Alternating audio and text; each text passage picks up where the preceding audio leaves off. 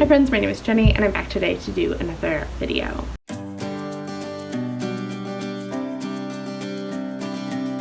Today I'm going to be finally wrapping up my 5-star predictions video. I made this video back in late June of 2020, and then kind of forgot about it about like 3 months after I filmed it, and recently in the past month or so have rediscovered it, realized that I'd read all but one of the books and then prioritized that last book in the last month and have just finished the last book yesterday, so I thought I would come on, wrap up my thoughts about these 5-star predictions. Spoiler alert, I didn't give any of these books 5 stars, but I did enjoy all of them for the most part, I would say. But before I can get into my wrap up of my 5-star predictions, I also wanted to mention that in that video I talk about books that I put on a chopping block of books that I was thinking about unhauling because I'm trying to reduce my TBR, which actually it's somewhat amusing because in that video I think I talk about how my TBR is around 100 books, and actually I've made no progress really since last year in terms of reducing my TBR significantly. I think I'm at about the same place, if not even a little higher. So love that for me, but I am reducing it now, but I think that second half of the year I was not reducing it very much at all. So I talked about those chopping block books, and I have gotten rid of most of those books. I decided I wasn't interested in them anymore, and then I read a couple of them. They were all 3.5 star books that I'm happy I read, but again, I can see why I wasn't super interested in them. But I do still have one, which is 10,000 States by Eleanor Henderson, which I put on many a TBR. Still have not read it, but I am still intrigued about this one, so I am going to keep it around and hopefully read it sooner rather than later. But I just wanted to mention that because I talked about those books, and I just wanted to kind of mention that I have either unhauled them, read them, or they are sitting in a purgatory place like 10,000 States is. So moving into now my 5-star prediction wrap up, the first one that I mentioned in that video was Faith and Furies by Lauren Groff. This was actually one of the first ones I read after posting that 5-star prediction video, and unfortunately I DNF'd this book. I read it with Lindsay from Lindsay's Book Club back in July of 2020, and we both DNF'd it. I really didn't get on with the writing style. I thought it was really pompous, but to a point that I thought was unnecessary. I also just didn't understand the character motivations, so I gave up on it and I DNF'd it. And so that was by far the biggest fail of this collection, but the other ones were more successful. So then the next book I actually also buddy read with Lindsay from Lindsay's Book Club was A Burning by Megha Majumdar. I read this for I think the Reading Rush last year in July of 2020 and gave this 4.5 stars. I really enjoyed it. I think it combines interesting setting, discussion of political themes, and also a good plot, which I think I'm discovering a plot is necessary for me to really enjoy a book, and I thought this one was good. I gave it 4.5 stars. Not sure why I didn't give it 5 stars. I think because I thought some of the plot elements were a little out there, but I did still really enjoy this one, and I would definitely say it was a success even though I didn't give it 5 stars. Then the next one I gave 4 stars, really enjoyed it. I think it was just a little too short for me to give it a full 5 stars. That was In Other Words by Julia. This is her nonfiction memoir about learning Italian and falling in love with Italy and the Italian language, and this one it's half in Italian on this side and then in English on this side, so it's actually quite a short book, but I enjoyed this one. As I said, I gave it 4 stars, read this back in July of 2020, and I'm glad I read it, especially since I've now read Whereabouts, which was her first Italian novel that is now been translated into English by Julia herself, and so I was glad that I read this before I read Whereabouts because I think it gave me a deeper appreciation for Whereabouts and kind of what she's thinking about, as this touches on a lot of similar themes and ideas that Whereabouts also touches on. So I appreciated reading this book.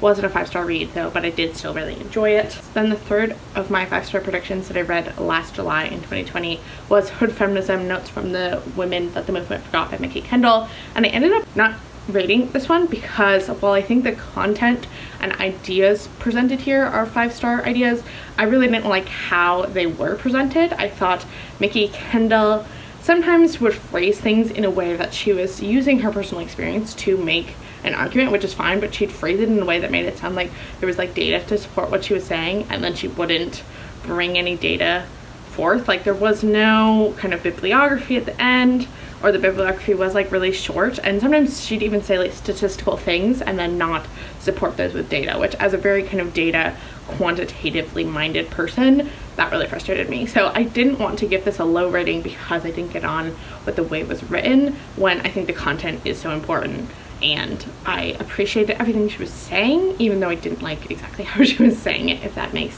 any sense at all. So I didn't actually rate this one. I probably rate it somewhere like a 3-star, so it wasn't great, but I think the content was definitely 5 stars, and I can see why I put it on this list.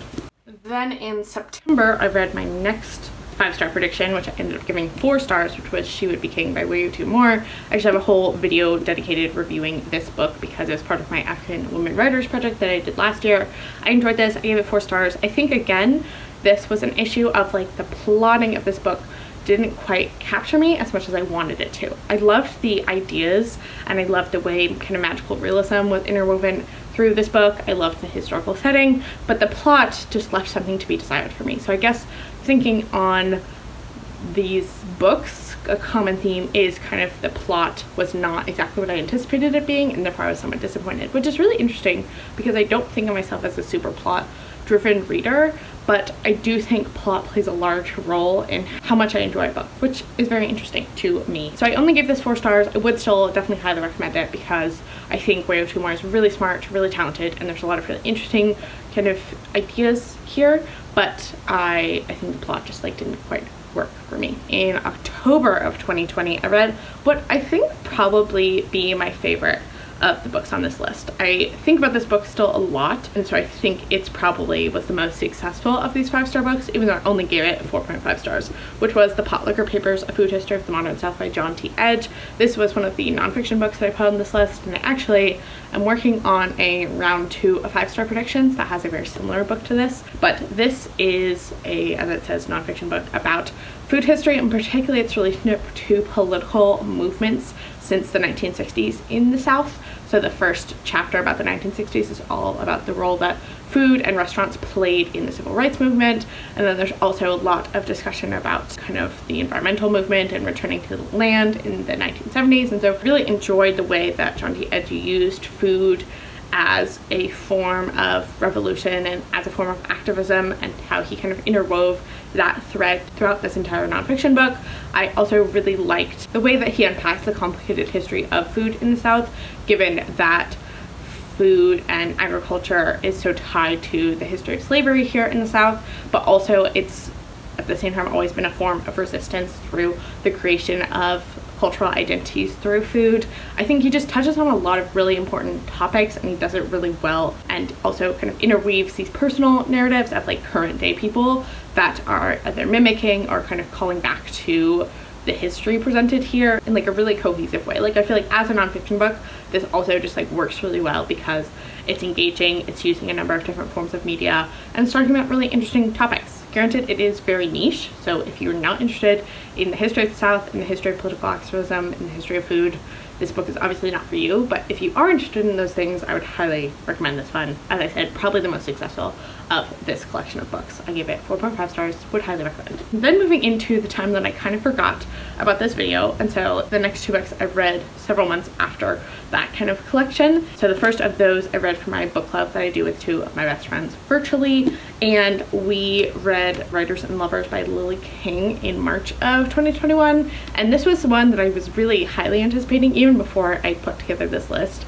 I had a feeling I would really enjoy this book because it just seemed like a Jenny book, and it definitely was. I think of the fiction books on this list, this was probably the most successful as well. This is like a very much like woman coming to terms with like her place in life and what she wants out of life type of book. And so we're following a woman named Casey in the 1990s after she's lost her mother, and she kind of gets involved with 2 different men that represent 2 different like potential life paths for her to go on. I think the reason I didn't love this book quite as much is that like neither of the options that she was given in this book really seemed like good options. Like I feel like there should have been kind of an option C of her like not being with either of these men, and she does kind of pick option C, but she at the same time also picks a different option. So that I think was my biggest kind of gripe with this novel and why I didn't give it a full 5 stars. But I really enjoyed it. I definitely kind of solidified Lily King as an author that I really like. Will read like her future work. So this again was another successful book, I would say, and I think that's in large part because this very much fits the niche of like books that I know I enjoy. So this wasn't like a jumping out of my comfort zone read, which again may have also been why it wasn't a 5-star read, because I wasn't super surprised that I enjoyed it so much. And then last but not least, the one that I was really thinking would be a 5-star read, especially given that I'd read all the previous books and none of them had been 5 stars, so I was like, this one will be the 5-star read, and unfortunately it wasn't. I only give it like 3.5 stars, and I will be talking about this one more in my July wrap-up because I just finished it, as I said, just yesterday, and that's Conjure Woman by Afia Atakura. This one I only gave 3.5 stars, as I said, and I just again found the plot to be really strange in this one. Particularly this book seemed like Atakura was interested in exploring the period of Reconstruction and kind of Black lives after the Civil War and what that looked like for people, in addition to ideas of like healing women and midwifery and what those roles looked like in a kind of the age of medicine after World War II. Like, what did kind of World War II healthcare look like for Black communities? And I think she did those things really well, but she didn't really seem to have a plot to go along with those two things, because this book's plot was really all over the place. And I think, again, I don't consider myself a super plot-driven reader, but this book just like wasn't bringing together all the interesting themes and ideas that obviously Atakura had that she put into this novel in a like cohesive way that made me enjoy the plot. I also found the characters to just be like okay. At times I was kind of confused by their motivations, and so again, like, I think great premise, great things that would have really worked for me in terms of I'm also very interested in ideas of healing and midwifery and like kind of the history of those things, but I just didn't find the actual plot of this to be at all realistic or all that enjoyable. So unfortunately I only gave this 3.5 stars. I did love her writing, and again, as I said, the ideas that this book was based on I also did find really interesting. So that was the final book that I read for this 5-star prediction, and it's gonna conclude this wrap up. As I said when I was talking about the potlucker papers, I am putting together a list of a second round of 5-star predictions. However, I don't think I'm going to make that list public because I want to vlog reading the books that I put on that list all together, and just because I enjoy making vlogs, and so I thought that would be fun. But I don't want to like make the list public before I have a chance to read all of the books, because then I don't want anyone to be like spoiled of my thoughts on any of them. So I'm going to keep that all on the down low, and you will see my next round of 5-star predictions at some point in the future.